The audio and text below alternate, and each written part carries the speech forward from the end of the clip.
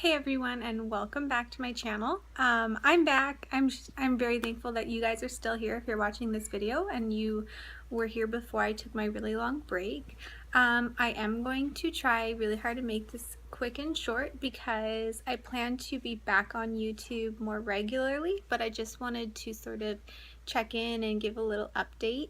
My house is improving a lot. I really needed to take a break for mental health reasons.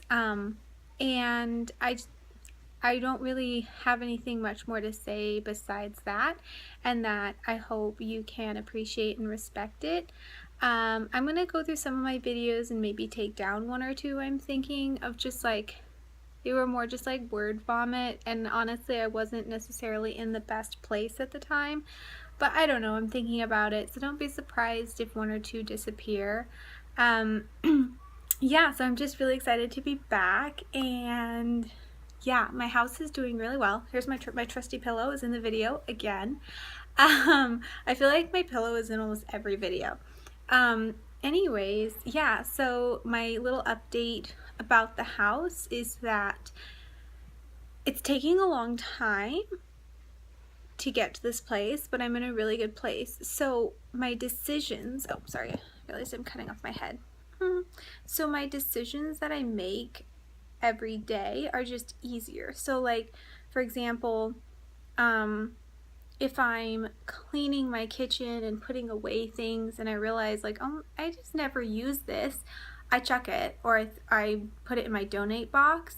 The same with like going through memory boxes. I keep a little bit less.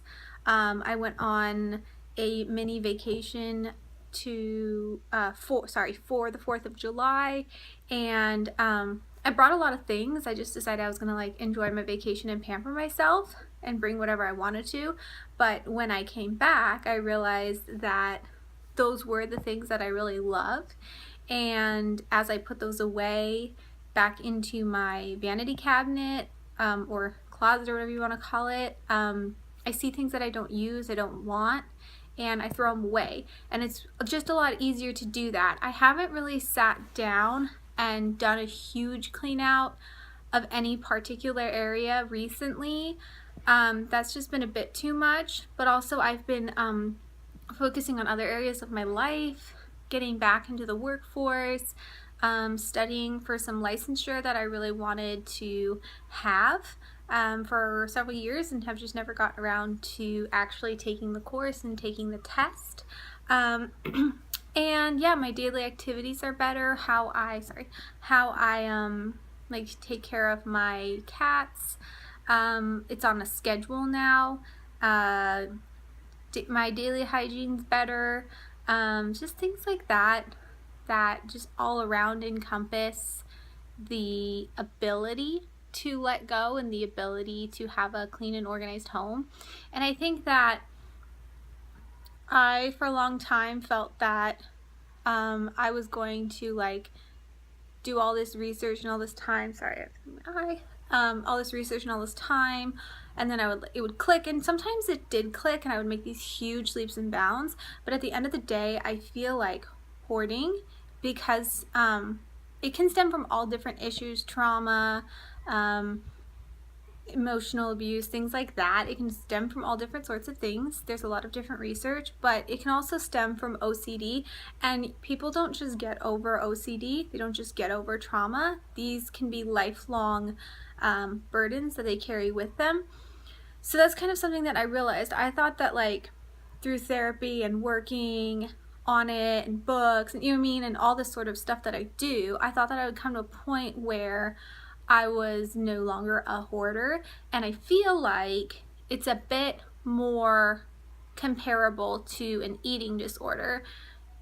After you've had an eating disorder, there's never really like an after, in the sense that you constantly, even if it is in check and you have a really healthy relationship with your food, you're doing things on a daily basis that are good mental health decisions. So I feel like with hoarding, it's the same thing. Like I'm gonna get to that goal point where my house is clean, my house is orderly, I don't have the traditional hoarder look about my home, and my emotions will be better. Like, I won't hold on to as much stuff. I don't take in, like, that part, like taking in, that's like almost completely gone.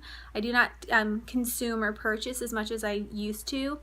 And then getting rid of is a lot easier, like I said at the beginning of this video. But at the end of the day, I do feel like there's always that, when the emotional triggers come up or the OCD triggers come up, those are lifelong things, and you can soothe them and work on them, but it's sort of like a scar. Am I making any sense? Yeah, you never really fully get over it. I think you come to a place where, how do I say it? Like, where I want to come to a place where I have complete I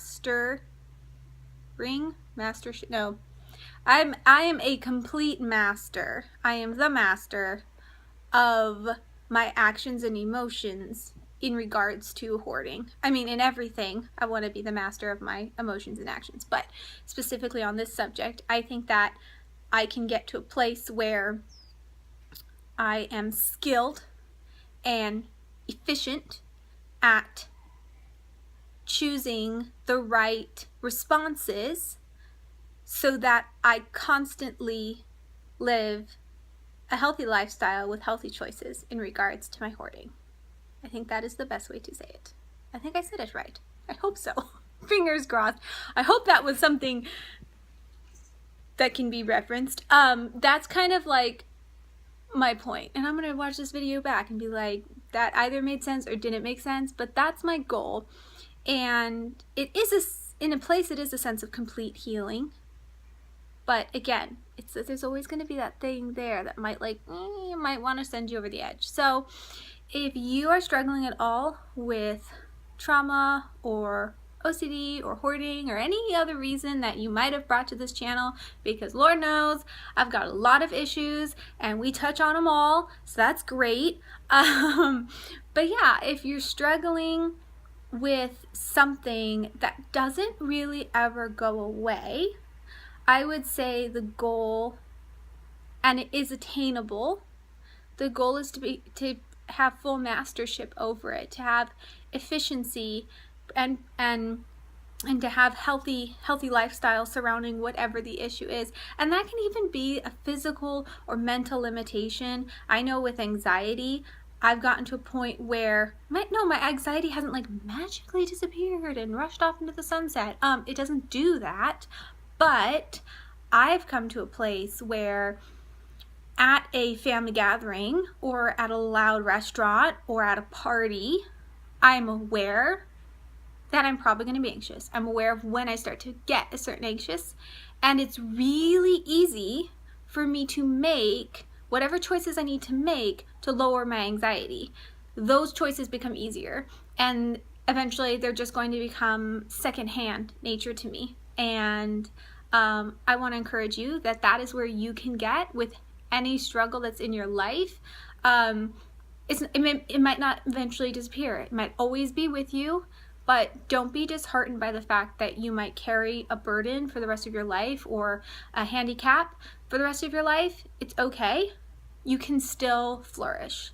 You can absolutely still flourish. So that is the goal, and that's what we are working on here in our household.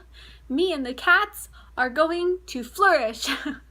And by the way, if you're new to my channel, whenever I say our, there's no one here. I live by myself and I have 2 cats, Milo and Lily, and they are really important. They are emotional support animals, and they have really helped me in my journey, and that is our little household, and I'm okay with it. I am not anyways, yeah, so if I say our, don't think there's like, I'm not showing you someone and there's like 30 people living here. There's not. It's just me. Anyways, I don't know why I told you that. That was... Anyways, I try to make a video where I don't tell you random things and I'm not not supposed to, but just like not on topic, and I never do. And I always promise to attempt not to, and I always fail. So maybe that will be my next flourishing goal, or maybe I'll just let it slide. I don't know. Let me know in the comments below.